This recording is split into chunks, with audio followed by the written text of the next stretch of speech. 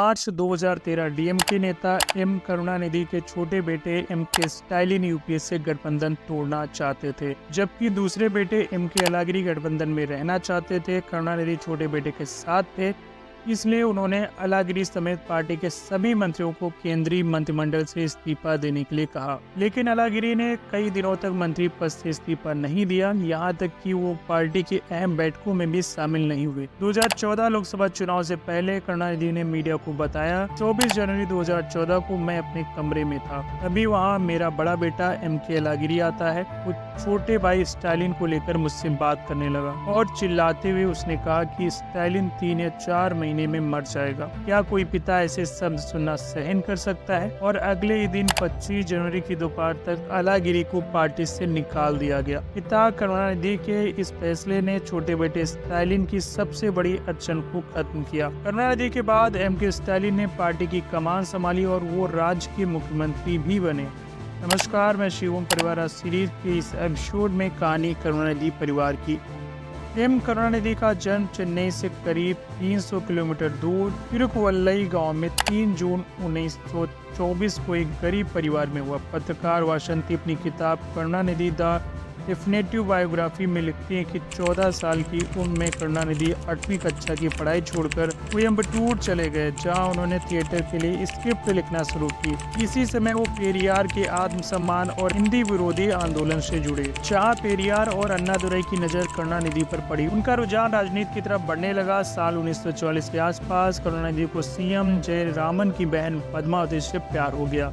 1946 में करुणानिधि और पद्मावती की शादी का एक रोचक किस्सा है। कहा जाता है कि शादी के दिन करुणानिधि के घर बारात जाने के लिए तैयार हो रही थी, तभी उस मोहल्ले से होकर एक हिंदी विरोधी रैली गुजर रही थी। करुणानिधि बारात छोड़कर हिंदी विरोधी रैली में शामिल हो गए और तमिल जिंदाबाद हिंदी मुर्दाबाद के नारे लगाने लगे। इससे उनकी शादी में भी देरी हो गई। 1949 में सीएम अन्नादुरई ने द्रविड़ मुनेत्र कड़गम यानी कि डीएमके नाम की पार्टी बनाई। करुणानिधि इसके पहले कोषाध्यक्ष बने। 1952 में करुणानिधि की लिखी फिल्म पराशक्ति रिलीज हुई। द्रविड़ विचारधारा को दिखाए जाने की वजह से फिल्म पर काफी विवाद हुआ, लेकिन इस फिल्म ने करुणानिधि को तमिल का हीरो बना दिया। 1957 में पहली बार डीएमके के टिकट पर करुणानिधि विधानसभा चुनाव लड़े और जीते। डीएमके 1967 में पूर्ण बहुमत के साथ तमिलनाडु की सत्ता में आई। अन्नादुरई तमिलनाडु के मुख्यमंत्री बने और करुणानिधि राजमार्ग मंत्री। इस वक्त दक्षिण भारत में सुपरस्टार एमजी रामचंद्रन और करुणानिधि के बीच अच्छी दोस्ती हुआ करती थी। करुणानिधि के कहने पर ही एमजीआर राजनीति में आए। करीब 2 साल बाद 1969 में तमिलनाडु के सीएम अन्नादुरई की कैंसर से मौत हुई।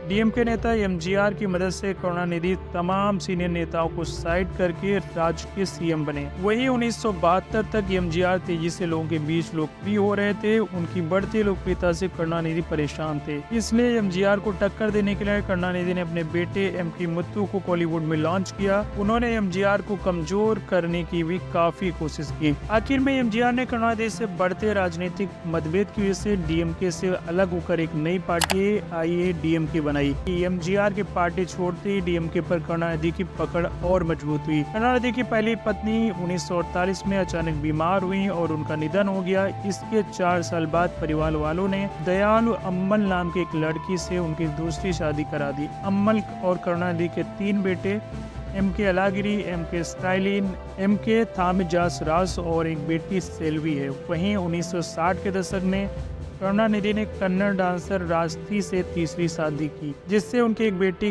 कानीमोची है। 1985 के विधानसभा चुनाव में प्रधानमंत्री राजीव गांधी की कांग्रेस पार्टी का एमजीआर की पार्टी के साथ गठबंधन हुआ, तो करुणानिधि ने जनता पार्टी और लेफ्ट के साथ गठबंधन किया। वही एम्बिटूर की एक चुनावी रैली में राजीव गांधी ने करुणानिधि का मजाक उड़ाते हुए कहा कि विपक्षी दलों का हाल केकड़ों से बड़ी पार्टी सा है। करुणानिधि भी अपनी हाजिर जवाबी के लिए जाने जाते थे। उन्होंने अगली रैली में राजीव की इस तंज का जवाब दिया और कहा केकड़ा अपने घातक पकड़ के लिए जाना जाता है, हमारी पकड़ जनता पर है, इसलिए हमें केकड़े कहलाए जाने में कोई दिक्कत नहीं है, लेकिन अगर हम केकड़े हैं तो एआईएडीएमके और कांग्रेस का गठबंधन जोड़ मेढक और चूहे जैसा है। करुणानिधि अपनी चालाक राजनीति के लिए जाने जाने जाते थे। ऐसा एक किस्सा 11 मई 2007 का है। चेन्नई के आइलैंड ग्राउंड में एम करुणानिधि ने अपनी चुनावी राजनीति के 50 साल पूरे करने पर एक शानदार कार्यक्रम का आयोजन किया था। इसमें हिस्सा लेने उस वक्त के पीएम मनमोहन सिंह और कांग्रेस अध्यक्ष सोनिया गांधी भी पहुंची थी। कार्यक्रम शुरू होने से कुछ देर पहले करुणानिधि सोनिया को मंच के किनारे ले गए। पत्रकार विनोद के जोश करुणानिधि के करीबी के जरिए दावा करते हैं कि उस रोज करुणानिधि ने सोनिया से कहा था दया को केंद्रीय मंत्रालय से हटाना होगा, उसने हमें परेशान कर दिया। जिस पर सोनिया ने कहा चिंता मत करो, आप जैसा कहेंगे वैसा ही होगा। 2 दिन बाद ही यानी 13 मई को करुणानिधि ने डीएमके पार्टी की एक बैठक बुलाई और 148 सदस्य वाली इस प्रशासनिक समिति ने करुणानिधि के नाती दयानिधि मारन को अनुशासन तोड़ने के आरोप में केंद्रीय मंत्रिमंडल से इस्तीफा देने के लिए प्रस्ताव पास किया। इसके बाद दयानिधि को इस्तीफा देना पड़ा। इस तरह 13 बार विधायक और 5 बार तमिलनाडु के मुख्यमंत्री रहे करुणानिधि ने अपने बेटे स्टालिन के हाथों में पार्टी की कमान सौंपने की नींव तैयार कर दी। स्टालिन ने 1984 में चुनावी राजनीति में कदम रखा। उन्होंने 1000 लाइव निर्वाचन क्षेत्र से चुनाव लड़ा, हालांकि वो चुनाव हार गए। 1989 में उन्होंने उसी निर्वाचन क्षेत्र से दोबारा चुनाव लड़ा और वो जीत गए। इसके बाद साल 2008 में कोषाध्यक्ष के तौर पर भी वो काम करने लगे और जनवरी 2017 में पार्टी के पहले कार्यकारी अध्यक्ष बने। तमिलनाडु की सत्ता और डीएमके पार्टी पर करुणानिधि के परिवार का दबदबा बरकरार है। करुणानिधि के बेटे एमके अलागिरी डीएमके से पूर्व केंद्रीय मंत्री, छोटे बेटे एमके स्टालिन तमिलनाडु के मुख्यमंत्री और डीएमके अध्यक्ष, बेटी कनिमोजी सांसद, बांजा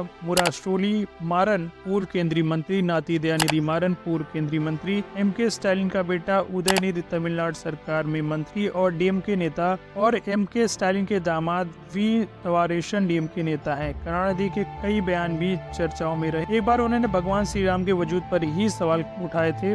उन्होंने कहा था कि लोग कहते हैं 17 लाख साल पहले कोई व्यक्ति था जिसका नाम राम था। कौन है वो राम? वो किस इंजीनियरिंग कॉलेज से ग्रेजुएट थे? क्या इस बात का कोई सबूत है? उनके इस बयान के बाद खूब बवाल हुआ था। तो वही 1989 विधानसभा सत्र में उनके पार्टी के नेताओं द्वारा जयललिता के साथ हुए अभद्रता के चलते उनकी पार्टी की देश भर में आलोचना हुई थी। वही डीएमके प्रमुख और तमिलनाडु के मुख्यमंत्री एमके स्टालिन के बेटे उदयनिधि स्टालिन के तेवर भी अपने दादा की तरह ही हैं। उन्होंने हाल ही में सनातन की तुलना डेंगू और मलेरिया से करते हुए कहा था कि इसे खत्म करना है। अगस्त 2018 में 94 साल की उम्र में डीएमके प्रमुख करुणानिधि के निधन के बाद से ही पार्टी की कमान उनके छोटे बेटे एमके स्टालिन के हाथ में है। 2024 लोकसभा चुनाव में डीएमके इंडिया ब्लॉक के साथ है परिवार राज सीरीज के अगले एपिसोड में एक और पॉलिटिकल फैमिली की कहानी जानेंगे। नमस्कार।